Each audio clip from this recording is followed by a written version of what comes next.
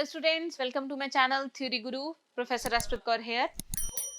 तो इस वीडियो के अंदर हम डिस्कस करने जा रहे हैं very important question from chapter shares कि अलॉटमेंट का क्या मतलब होता है, ठीक है, और अलॉटमेंट की क्या प्रोविजंस होती हैं। बहुत इंपॉर्टेंट क्वेश्चंस है, बहुत बार ये पेपर में आया हुआ है।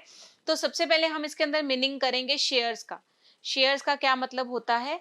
Share in a company denoted rights and obligations, ठीक है। शेयर डिनोट करता है कि एक पर्सन की क्या राइट्स हैं और क्या ऑब्लिगेशंस हैं इन द कंपनी, और उसका क्या इंटरेस्ट है, कितना इंटरेस्ट है, कितना डेफिनेट पोर्शन है कैपिटल के अंदर, ठीक है। इट एक्सप्रेसेस अ प्रोप्राइटरी, मतलब प्रोप्राइटरी का मतलब होता है ऑनरशिप। जो शेयर है वो ऑनरशिप रिलेशनशिप बताता है between the company and the share holder. तो शेयर का मीनिंग आपको क्लियर हो गया, ठीक है। अब कई बार होता है कि स्टॉक और शेयर्स के बीच में क्या डिफरेंस होता है।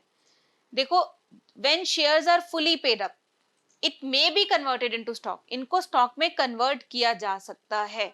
स्टॉक होता क्या है? Set of shares, bundle of shares को बोला जाता है स्टॉक, ठीक है। Stock is simply a set of shares put together in a bundle, ठीक है।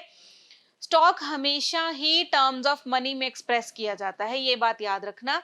स्टॉक कभी भी शेयर्स टर्म में एक्सप्रेस नहीं किया जाता कि स्टॉक के अंदर इतने नंबर ऑफ शेयर्स हैं। नो, स्टॉक हमेशा in terms of money he express किया जाता है, ठीक है। अब हम करेंगे बहुत important question, rules regarding application and allotment of shares. तो सबसे पहले हम देखते हैं अलॉटमेंट होता क्या है। अब अगर आपको आता है ना मीनिंग ऑफ अलॉटमेंट, तो उसमें आपने ये चीज लिखनी है कि जब भी एक प्रोस्पेक्टिव शेयर होल्डर, मान लो मैं प्रोस्पेक्टिव शेयर होल्डर हूं, ठीक है, अगर मैंने एप्लीकेशन दी फॉर शेयर्स तो वो होती है ऑफर।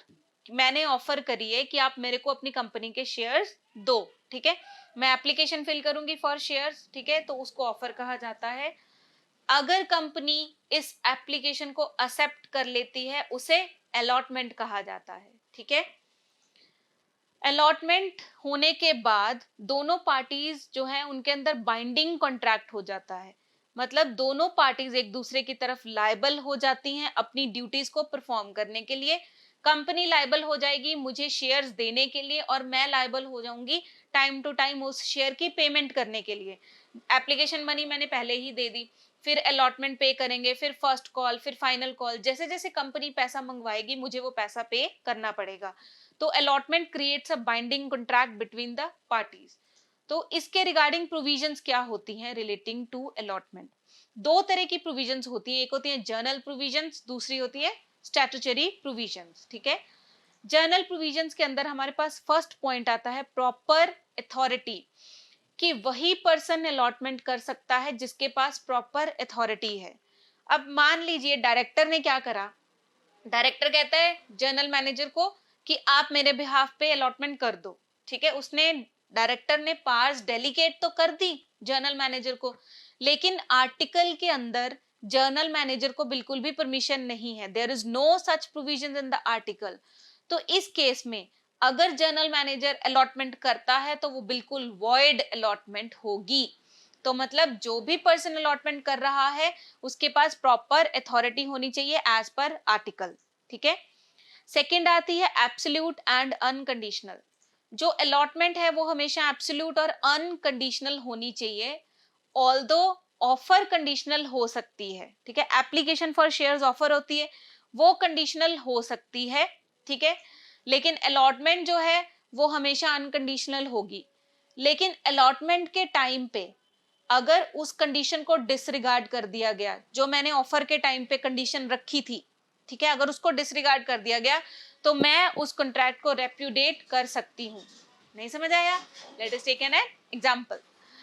फॉर एग्जांपल, एस एक बंदा है, उसने होटल कंपनी को बोला कि मैं आपके 300 शेयर्स लूंगा अगर होटल को रेनोवेट करने का कॉन्ट्रैक्ट आप मुझे दोगे। तो यहाँ पे उसने कंडीशन रख दी ना।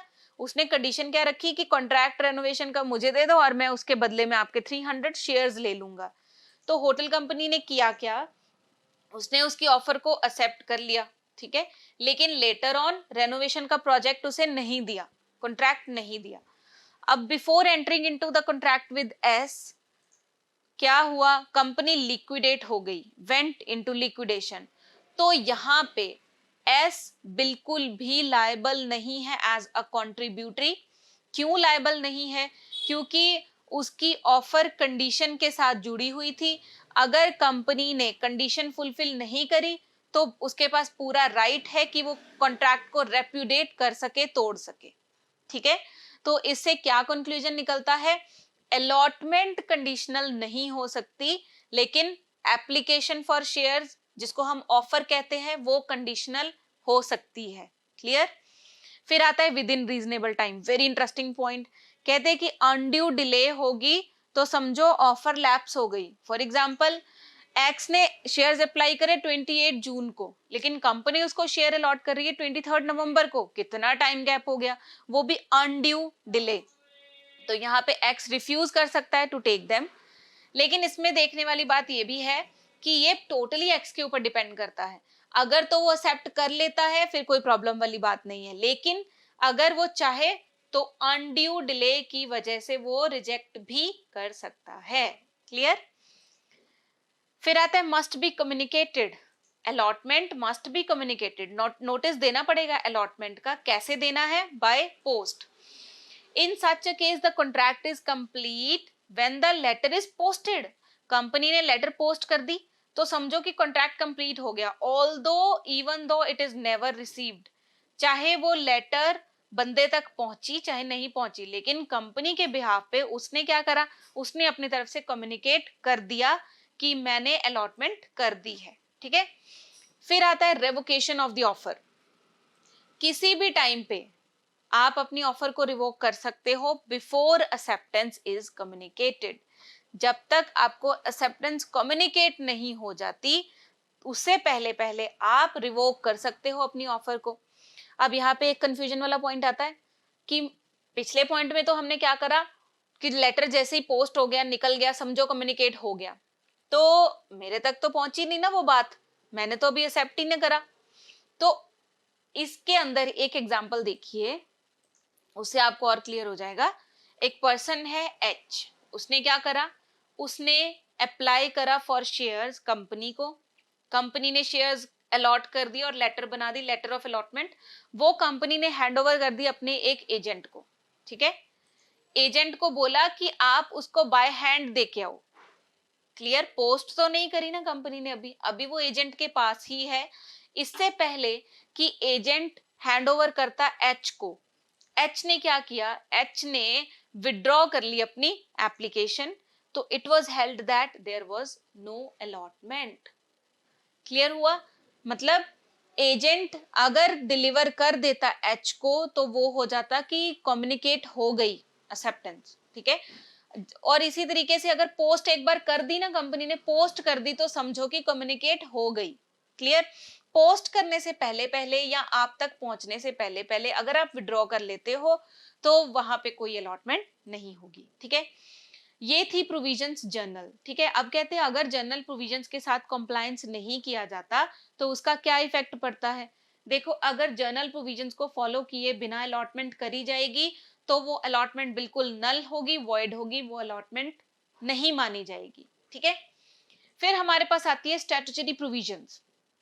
स्टैट्यूटरी प्रोविजंस में कहते हैं जो प्राइवेट कंपनी होती है उसके ऊपर तो किसी भी तरह की कोई रिस्ट्रिक्शन इंपोज नहीं करता ये एक्ट, लेकिन पब्लिक कंपनी के ऊपर रिस्ट्रिक्शंस इंपोज की जाती हैं एज पर कंपनीज एक्ट। तो उसमें भी दो केसेस आते हैं। अगर तो वो पब्लिक ऑफर नहीं कर रही तो कुछ और रिस्ट्रिक्शंस हैं, अगर वो पब्लिक ऑफर कर रही है तो कोई और रिस्ट्रिक्शंस है जो फॉलो करनी पड़ेंगी। ठीक है, तो सबसे पहले हम बात करते हैं कि जब कंपनी पब्लिक ऑफर नहीं कर रही, प्राइवेट अलॉटमेंट कर रही है। प्राइवेट अलॉटमेंट का मतलब आपको क्लियर है? प्राइवेट अलॉटमेंट मतलब सिलेक्टेड ग्रुप ऑफ पर्संस को, नोन सोर्सेज को कह सकते हैं, मतलब नोन रिलेटिव्स, फ्रेंड्स या एग्जिस्टिंग शेयर होल्डर्स एक्सेट्रा। ठीक है, तो कंपनीज एक्ट 2013 का सेक्शन 42 इसके साथ डील करता है।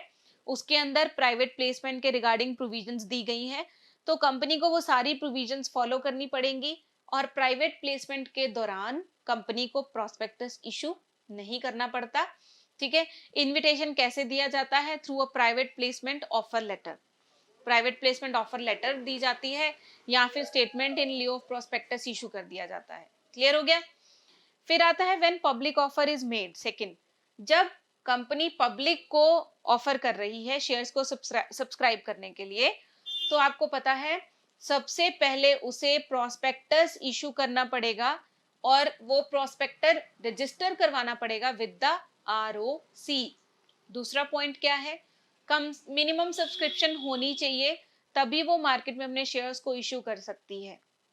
अब मिनिमम सब्सक्रिप्शन की बात करूं तो सेबी गाइडलाइंस के अकॉर्डिंगली कम से कम पूरा जितना आप इशू मार्केट में लेके आए हो, कम से कम उसका 90% सब्सक्राइब होना चाहिए विद इन 30 डेज।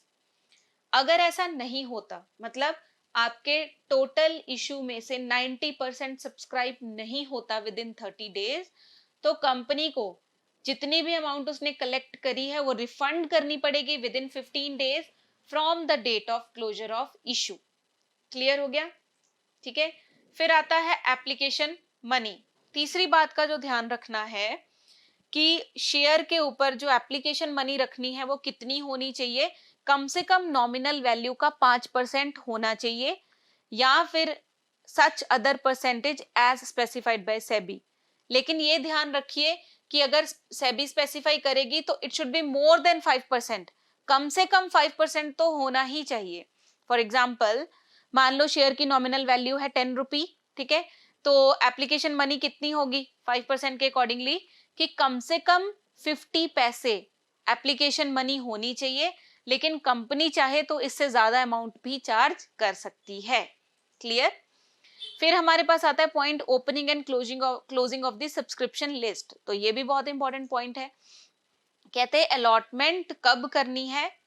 जब जिस दिन आपने प्रोस्पेक्टस इशू किया, first day of issue of prospectus, उसके 5th day until the beginning of the 5th day, 5th day से आप अलॉटमेंट करनी शुरू कर सकते हो, या फिर और या फिर वो डेट जो आपने प्रोस्पेक्टस के अंदर स्पेसिफाई करी है कि आज प्रोस्पेक्टस इशू करा गया है, ठीक है, और उसके अंदर स्पेसिफाई कर दिया कि दिस डेट से अलॉटमेंट करी जाएगी, ठीक है, तो वो डेट मानी जाएगी। इन दोनों में से कोई भी डेट हो सकती है। क्लियर? फिर हमारे पास पॉइंट आता है security to be dealt on a stock exchange listing, section 40। तो प्रोस्पेक्टस के फेस के ऊपर ये बताना जरूरी है स्टेट प्रोमिनेंटली कि कंपनी ने लिस्टिंग के लिए या तो एप्लीकेशन डाल दी है या वेरी सून वो डाल देगी। लिस्टिंग, सिक्योरिटीज की लिस्टिंग करानी बहुत जरूरी है इन द स्टॉक एक्सचेंज। तो बताया जाए प्रोस्पेक्टस में कि लिस्टिंग करवाने के लिए एप्लीकेशन चली गई या फिर हम बड़ी जल्दी उसको भेज देंगे to the stock exchange for quotation of the securities जो आपको ऑफर करी जा रही है। क्लियर? और लास्ट पॉइंट हमारे पास आता है all money to be kept in the scheduled bank. तो एप्लीकेंट से जितनी भी मनी रिसीव करती है पब्लिक कंपनी, वो उसने एक सेपरेट बैंक अकाउंट में रखनी होती है which is maintained with the scheduled bank. ठीक है, और अगर कंपनी ऐसा नहीं करती इन केस ऑफ डिफॉल्ट, तो company shall be punishable with fine. कितना फाइन लगेगा? अप टू ₹5 लाख, और ये एक्सटेंड हो सकता है up to ₹50 lakh. Clear? So this was all about the provisions related to allotment of the shares. Hopefully आपको सारी वीडियो क्लियर होगी। सो जुड़े रहिए इसी तरह से हमारे चैनल थ्योरी गुरु के साथ, which is providing best confined theory notes of commerce. Thank you so much for watching. Have a nice day.